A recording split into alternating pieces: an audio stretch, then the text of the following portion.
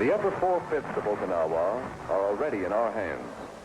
The principal remaining Japanese strength of more than 50,000 troops has managed to stalemate both the 24th Army Corps and the Marine 3rd Amphibious Corps, which has arrived from the north to support them.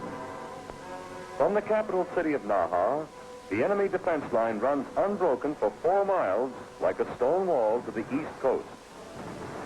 Along this line, Marine troops face the concentrated fire of Japanese artillery, which has been the most effective yet encountered in any Pacific operation.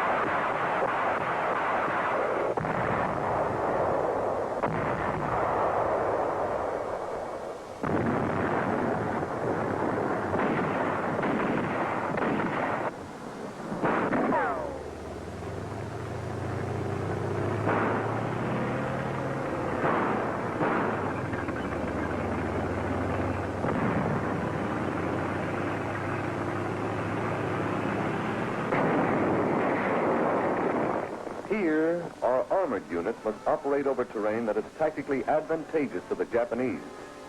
Volcanic outcroppings and coral knobs enable the enemy to withdraw from one fortified ridge to another.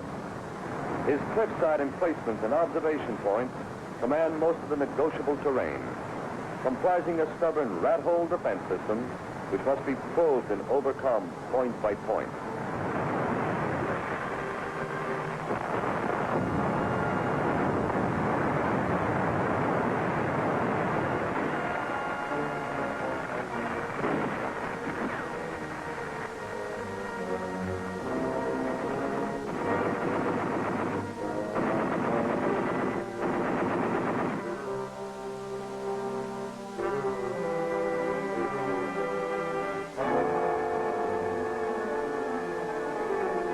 Our artillery delivers heavy fire on the central strong point of the enemy's defense line, the garrison village of Shuri, which is too heavily fortified for frontal assault.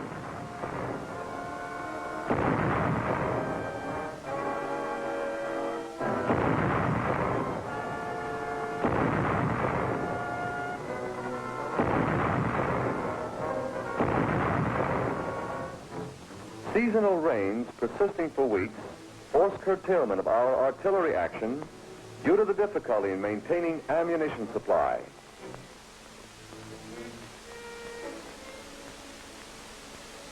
Virtually all vehicular transport is bogged down by roads that are 2 to 3 feet deep in mud.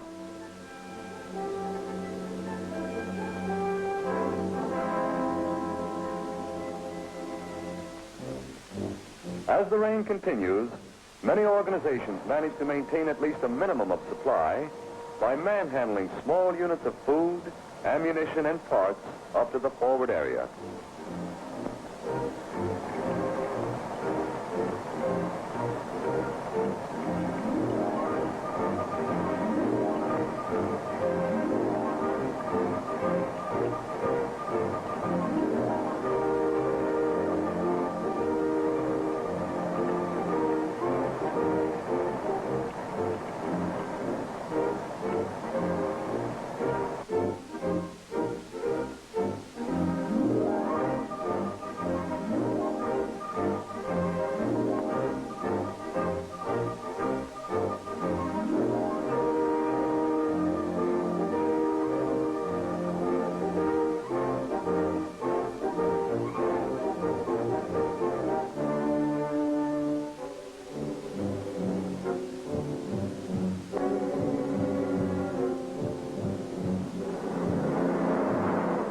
The mud and rain have slowed but not halted our operation.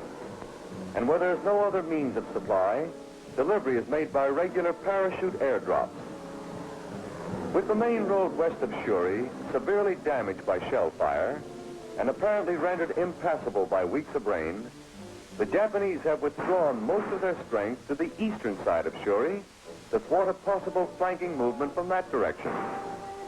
However, a Marine unit proceeding without heavy support through the ravines and gullies succeeds in breaking the lightly held western flank, opening the way for a successful reduction of the fortress.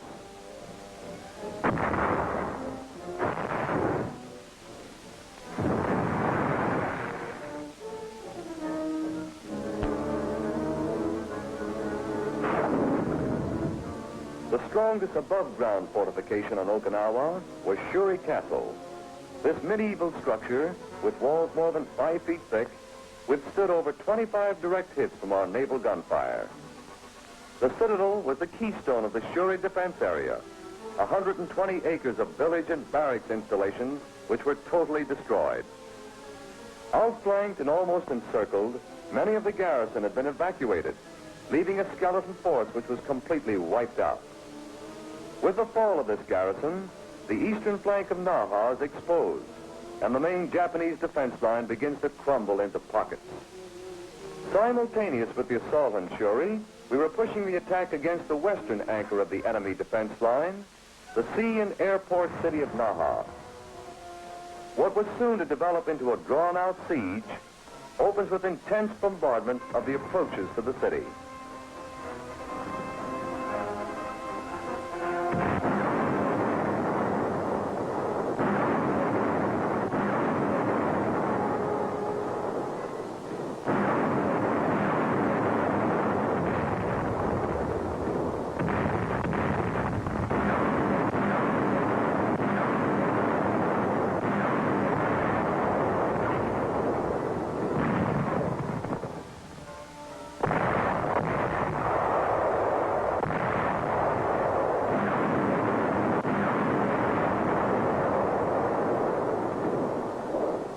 Advanced Marine units penetrating deep into the outlying suburbs of Naha engage in enemy patrols.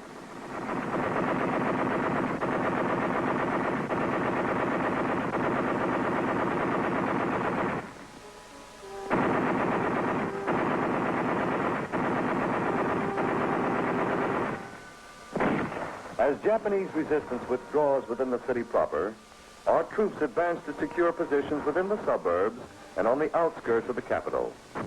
We are denied entry into the downtown districts by the mud flats of the Asato River and the effective observation and fire of the Japanese artillery.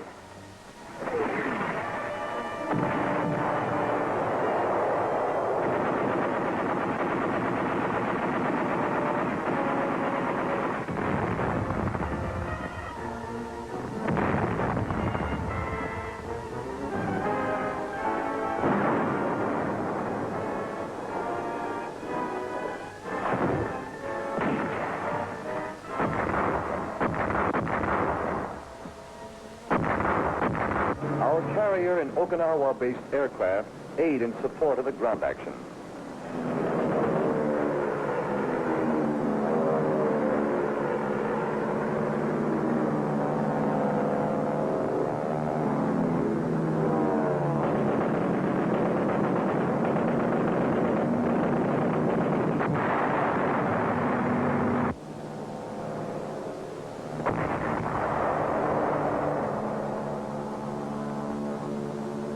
Offshore, supporting units of our fleet execute fire missions against the Naha area.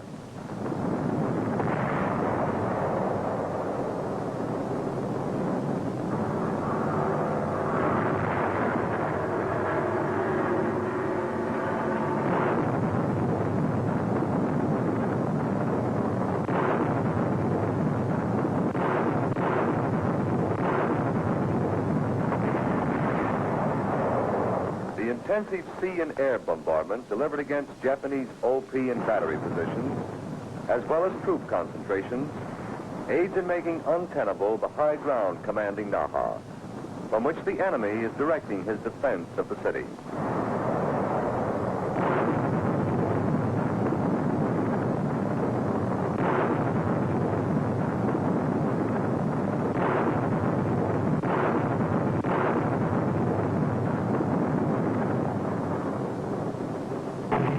Ashore, against stubborn one-step-at-a-time withdrawal, our troops fight their way through the suburban perimeter of the island capital.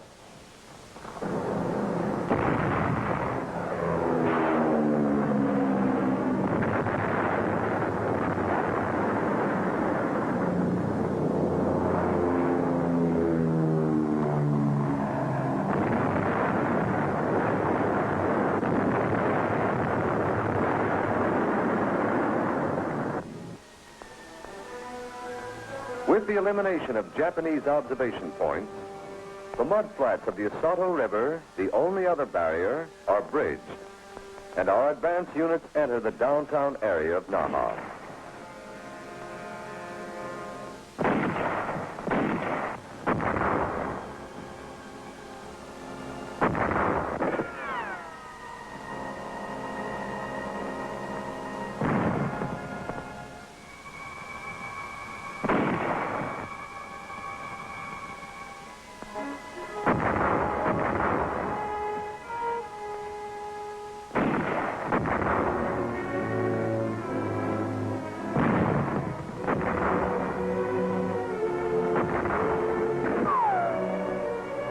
Cautious house-to-house, street-by-street investigation of the city finds only scattered pockets of last-ditch defenders.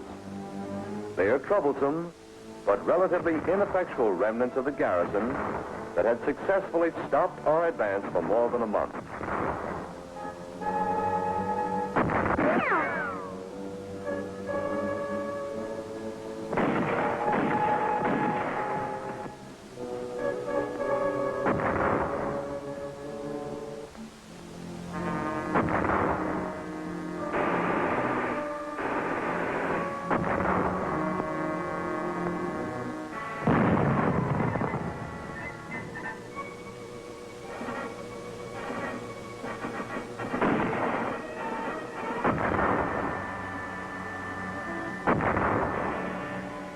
Naha, with a normal population of 65,000, is practically deserted. Falling to our troops at the same time as Shuri, it is the largest city ever taken by the Marine Corps. And with its capture, the enemy's cross-island defense line has ceased to exist. To the south of Naha, clearing weather permits an early morning amphibious landing on the Oroku Peninsula behind the enemy lines. Here is contained a large pocket of Japanese controlling the strategic Naha airfield, the largest and best air installation on Okinawa.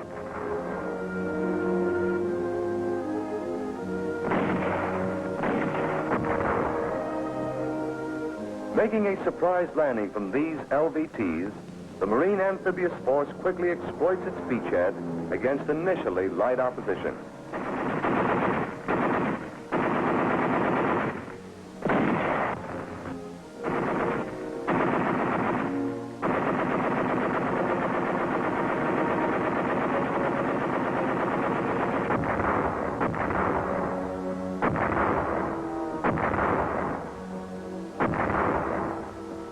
Our primary effort on Oroku is directed at securing the high ground approaching and overlooking the airfield.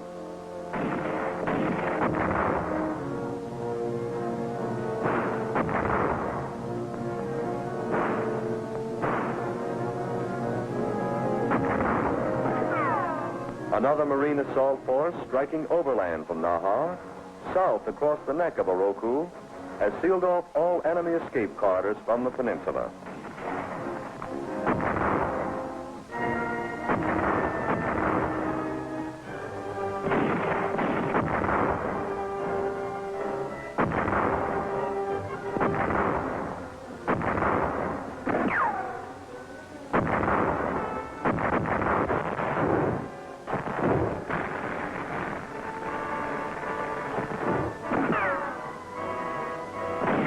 Satchel charges are used to blast many of the Japanese defenders from their underground emplacements.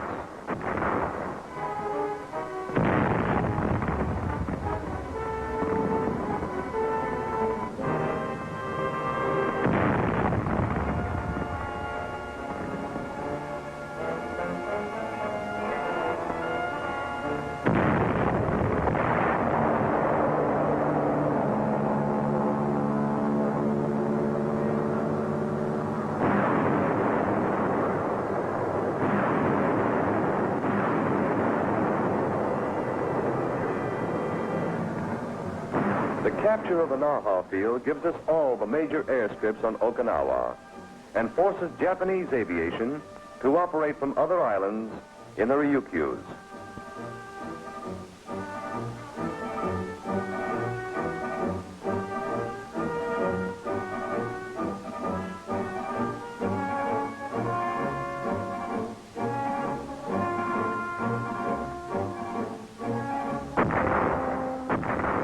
To reach the southern tip of the island now becomes the assigned objective of the 3rd Amphibious Corps.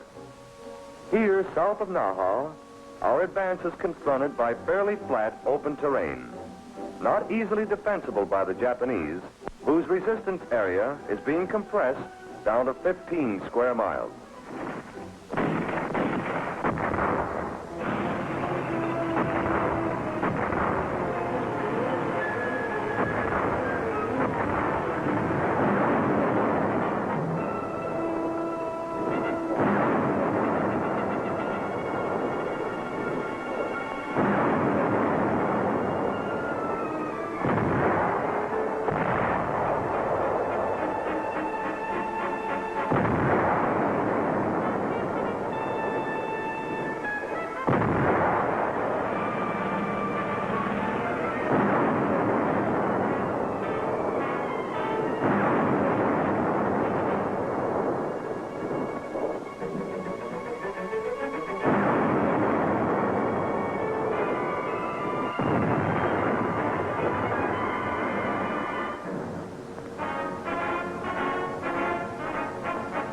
With the death in action of Lieutenant General Simon Bolivar Buckner, the interim command of the entire 10th Army is assumed by Marine General Roy S. Geiger.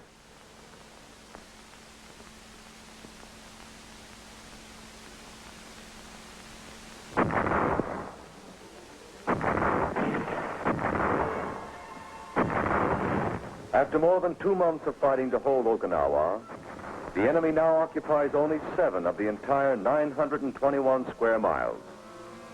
And although individual units put up desperate opposition, almost all organized resistance is at an end.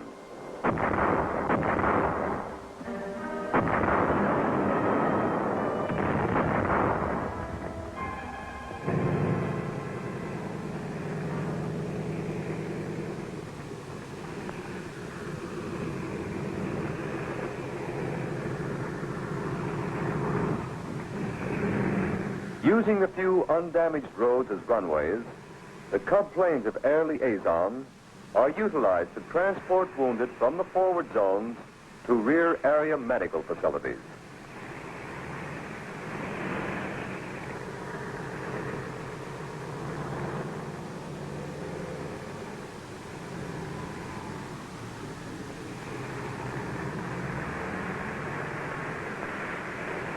With an actual flight time of 10 minutes, this air evacuation service enables frontline casualties to be treated at Division Field hospitals within an hour and a half from the time they are picked up by Navy corpsmen.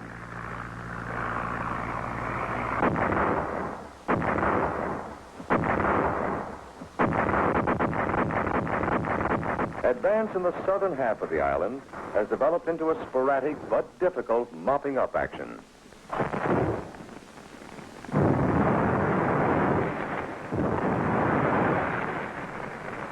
Many Japanese soldiers like these prefer to commit suicide rather than surrender.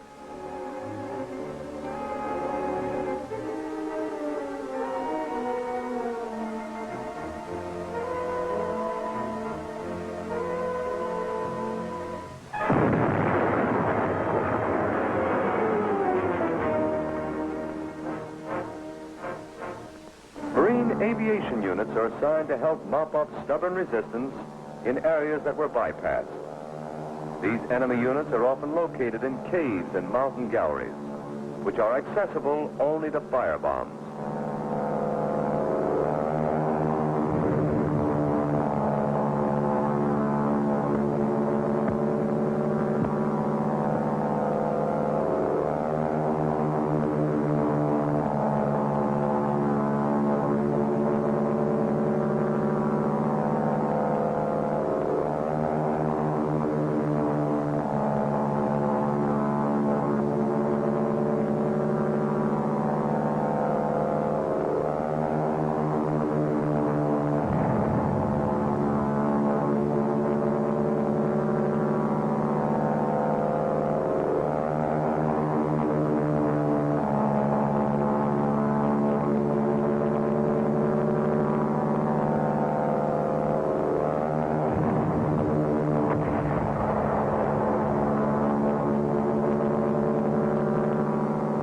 Deployed in extended order, these men reconnoiter an open field, searching for stragglers and isolated Japanese units.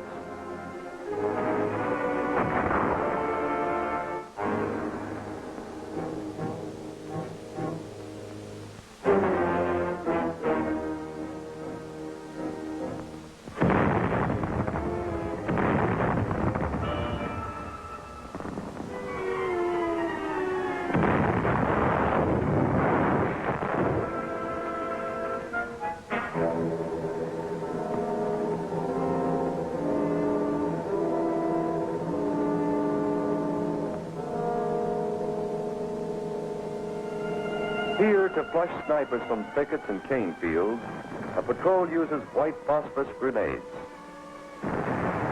Where the area to be covered is too large for a small patrol to investigate quickly and safely, a flame-throwing tank is employed to mop up enemy holdouts.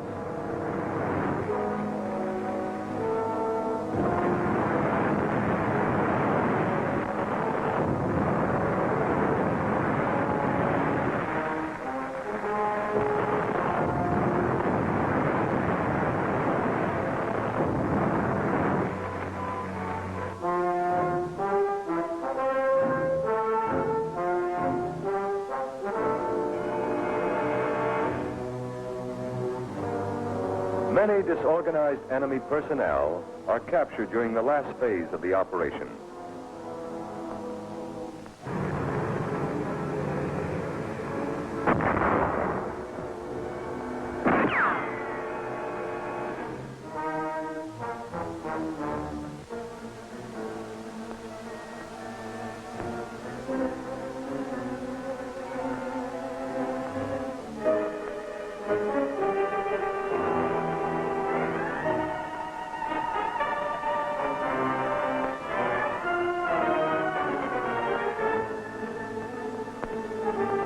The roundup continues, swelling the total of combatant prisoners to close to 8,000, a record number for a Pacific operation.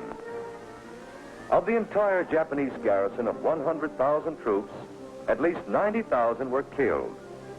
The vast majority of these prisoners did not give up until the action was almost over, and then only when they had exhausted every possible means of resistance.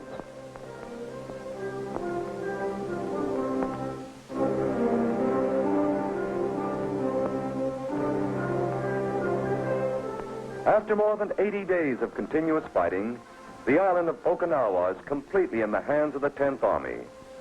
The Marine 3rd Amphibious Corps has completed its mission in the operation, an operation that has given the American forces a vital sea and air base in the East China Sea, a base that flanks the enemy's supply route to the south, and one that is only 400 miles from the mainland nerve center of the Japanese Empire.